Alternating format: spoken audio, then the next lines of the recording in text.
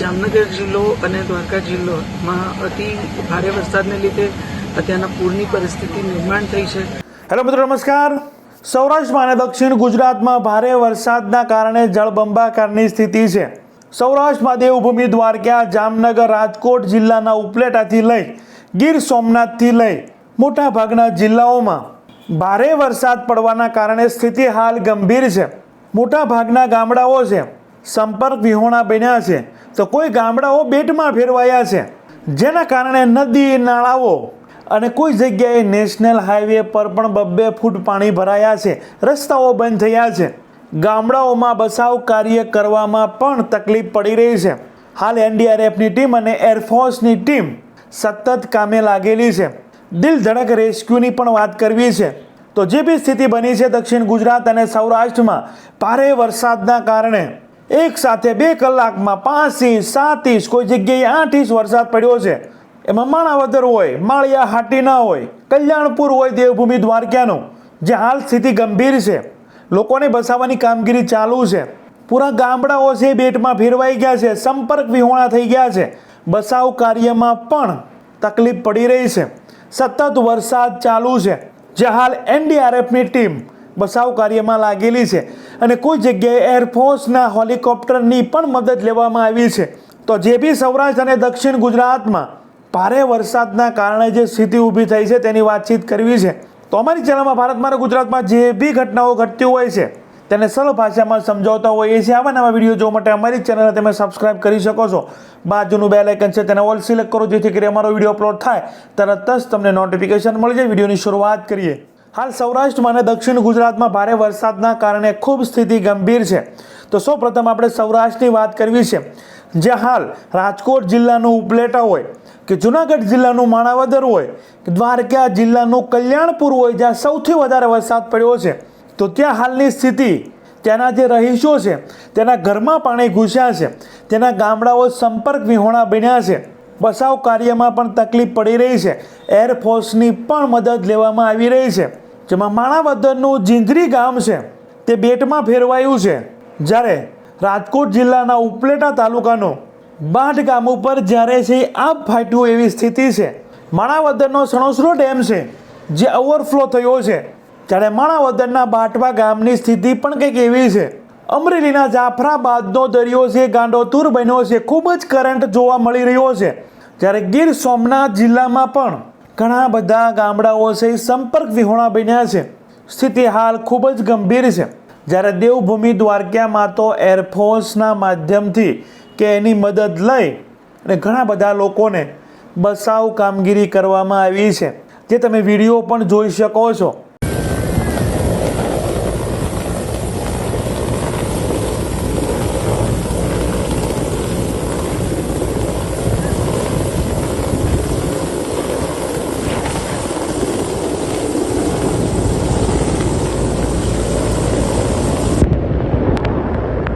જે રીતે તમે વિડીયોમાં જોયું, હેલિકોપ્ટરથી ઘણા બધા લોકોનું રેસ્ક્યુ કરી, દિલ ધડક રેસ્ક્યુ કરી અને બચાવ કામગીરી છે એરફોર્સ દ્વારા છે કરવામાં આવી છે. જ્યારે એનડીઆરએફની ટીમ પણ ગ્રાઉન્ડ લેવલે સતત લોકોને મદદ પહોંચાડી રહી છે.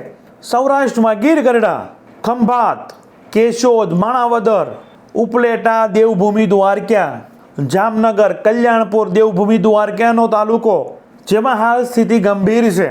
જ્યારે દક્ષિણ ગુજરાતમાં નવસારી હોય, વલસાડ હોય, વાંસદા હોય કે પછી ઉમરગામ હોય, ત્યાં પણ સ્થિતિ ગંભીર છે.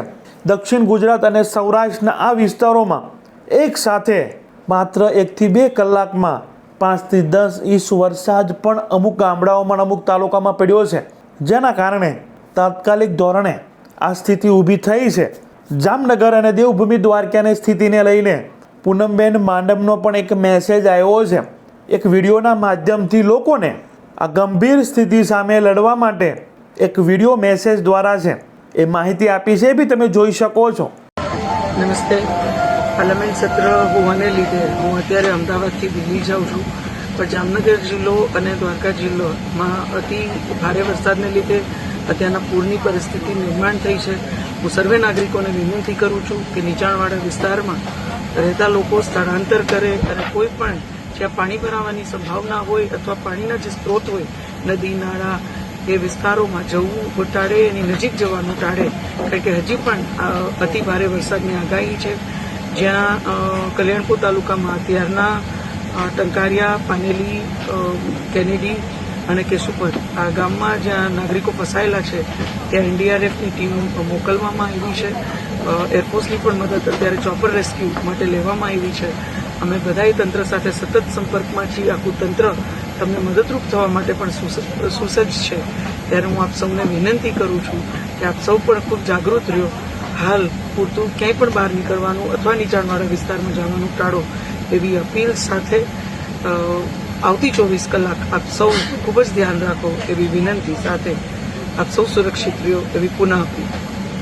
તો જે રીતે પૂનમબેન માનવ ત્યાંના સાંસદ છે જામનગર અને દેવભૂમિ દ્વારકાના, તે પણ સતત જે એનડીઆરએફની ટીમ છે કે એરફોર્સની ટીમ છે ત્યાંના સંપર્કમાં છે, ત્યાંના મામલતદારો છે, જે બી વહીવટી કરતા અધિકારીઓ છે તે એના સંપર્કમાં છે અને હાલ બચાવ કામગીરી ચાલુ છે. એક સાથે એટલો બધો વરસાદ પડી જવાના કારણે ગામડાઓ બેટમાં ફેરવાયા છે, સંપર્ક વિહોણા બન્યા છે, નદીઓ ગાંડી તૂર બની છે, જ્યારે દરિયો પણ તોફાની બન્યો છે. જ્યારે દક્ષિણ ગુજરાતમાં પણ એ સ્થિતિ છે. સુરતમાં પણ સતત વરસાદ ચાલુ છે. પલસાણા નજીક નેશનલ હાઈવે નંબર 48 પર 2 ફૂટ છે પાણી ભરાયા છે. જે હાઈવે છે એ નદીમાં ફેરવાયો છે. એવા સૌરાષ્ટ્રના તો ઘણા બધા ગામડાઓ છે જ્યાં તો રસ્તા જ દેખાતા નથી. ગામડાઓ જ સંપર્ક વિહોણા થઈ ગયા છે. ગામડાઓ જ નદીમાં ફેરવાઈ ગયા છે. જ્યાં એનડીઆરએફની ટીમ સતત મદદ કામગીરી કરી રહી છે. તો પૂરા ગુજરાતમાં જે દક્ષિણ ગુજરાત અને સૌરાષ્ટ્રમાં જે વરસાદ પડ્યો છે તે વરસાદના આંકડાની વાત કરીએ તો દેવભૂમિ દ્વારકાના કલ્યાણપુર તાલુકામાં 10 થી 12 ઇંચ વરસાદ પડી ચૂક્યો છે. આ આંકડાઓ છે એ અંદાજિત છે. બાદમાં જૂનાગઢ જિલ્લાના માણાવદર તાલુકામાં 6 થી 7 ઇંચ વરસાદ આજના દિવસમાં જ પડી ગયો છે. સાથે જૂનાગઢના માળિયા હાટીનામાં પણ 5 થી 6 ઇંચ વરસાદ પડી ગયો છે.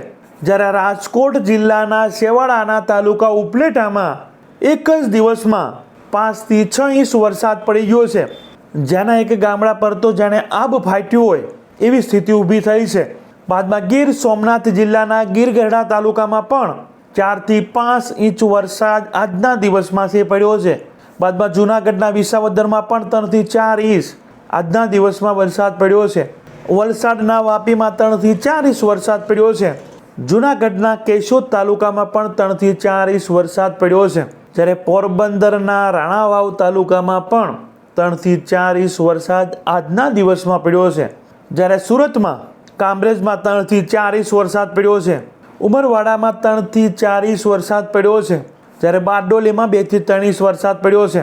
અને આજે વરસાદ પડ્યો છે એ સવારના 6 વાગ્યાથી લઈને 12 વાગ્યા સુધીમાં પડ્યો છે. પરંતુ જે 10 થી 12ના સમયગાળામાં સવારના 10 થી લઈને બપોરના 12 વાગ્યા સુધીમાં હજુ પણ સ્થિતિ ગંભીર હોય એવા ગામડાઓની વાત કરીએ કે માત્ર આ 2 કલાકમાં ખૂબ વધારે વરસાદ પડી ગયો.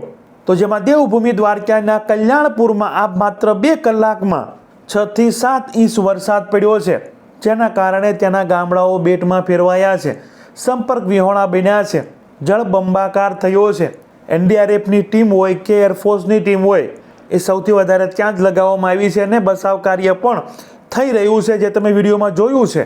બાદમાં જૂનાગઢના માળિયા હાટીનામાં પણ માત્ર આ 2 કલાકમાં 3 થી 4 ઇંચ વરસાદ પડ્યો છે. રાજકોટના ઉપલેટા તાલુકાના ગામડાઓમાં માત્ર આ 2 કલાકમાં 2 થી 3 ઇંચ વરસાદ પડ્યો છે. જૂનાગઢના વિસાવદર તાલુકામાં આ 2 કલાકમાં 3 થી 4 ઇંચ વરસાદ પડ્યો છે.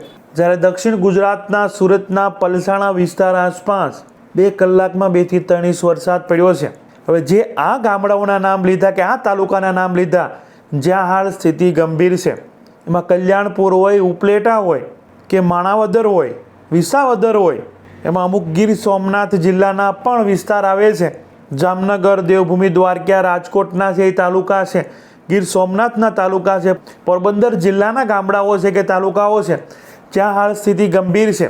જ્યાં ટૂંકા ગાળામાં છે એક સાથે વધારે આબ ફાટ્યું હોય એ રીતે વરસાદ ખાબક્યો છે અને અચાનક ગામડાઓ સંપર્ક વિહોણા બન્યા છે. ગામડાઓ બેટમાં ફેરવાઈ ગયા છે. જ્યાં બચાવ કામગીરી પણ ફૂલ જોરથી ચાલી રહી છે. ત્યાંના અધિકારીઓ હોય એનડીઆરએફની ટીમ હોય, જ્યાં જરૂર પડે ત્યાં એરફોર્સની ટીમ પણ કામે લગાડવામાં આવી છે. જેમાં સૌથી વધારે કલ્યાણપુરના પાનેલી હોય, કંટારિયા હોય કે પછી કેશવપુર હોય, જ્યાં હાલ સ્થિતિ ગંભીર હતી અને ત્યાં એનડીઆરએફની ટીમ છે ખૂબ સારી મદદ કરી રહી છે. એરફોર્સની પણ જ્યાં જરૂર પડે ત્યાં બચાવ કામગીરી કરી છે. આજે કલ્યાણપુર તાલુકાના ગામડાઓ છે, ત્યાં હાલ પૂરા ગુજરાતમાં સ્થિતિ છે એ વધારે ગંભીર છે. તો આજના દિવસમાં સૌરાષ્ટ્ર અને દક્ષિણ ગુજરાતમાં ખૂબ ભારે વરસાદના કારણે ગામડાઓમાં છે, રસ્તાઓ છે, ધંધા રોજગારીવાળા લોકો છે, એ દરેક લોકોને તકલીફ પડી છે. તો એક દિવસમાં જે બી અચાનક વરસાદ પડી ગયો છે, જેના કારણે રસ્તાઓ બંધ થયા છે, ક્યાંક હાઈવે પર 2 ફૂટ પાણી ભરાયા છે. કોઈ ગામડાઓ તો અચાનક પાણી ઘૂસી જવાના કારણે પોતાના છત પર ચડીને મદદ માંગી રહ્યા છે અને ત્યાં એરફોર્સના માધ્યમથી એની બચાવ કામગીરી કે દિલ ધડક રેસ્ક્યુ પણ કરવામાં આવ્યું છે. વધારે સ્થિતિ ગંભીર દેવભૂમિ દ્વારકાના કલ્યાણપુર તાલુકામાં છે. અમુક પોરબંદર હોય કે જુનાગઢ જિલ્લાના જે બી તાલુકા છે ત્યાં પણ આ સ્થિતિ છે. ઉપલેટામાં પણ એ રીતની સ્થિતિ છે. તો આજના દિવસમાં સૌરાષ્ટ્ર અને દક્ષિણ ગુજરાતમાં જે બી વરસાદના કારણે હાલાકી પડી છે, લોકો ફસાયા છે અને જ્યાં બી વરસાદ પડ્યો છે તેની છે એ વાતચીત કરી છે. તો અમારી ચેનલમાં ભારતમાં અને ગુજરાતમાં જે બી ઘટનાઓ ઘટતી હોય છે તેને સરળ ભાષામાં સમજાવતા હોઈએ છીએ. આવા ને આવા વિડીયો જોવા માટે અમારી ચેનલને તમે સબસ્ક્રાઇબ કરી શકો છો. બાજુનું બેલ આઇકન છે તેને ઓલ સિલેક્ટ કરો, જેથી કરી અમારો વિડીયો અપલોડ થાય તરત જ તમને નોટિફિકેશન મળી જાય. Thank you. નેક્સ્ટ વિડીયોમાં મળીએ.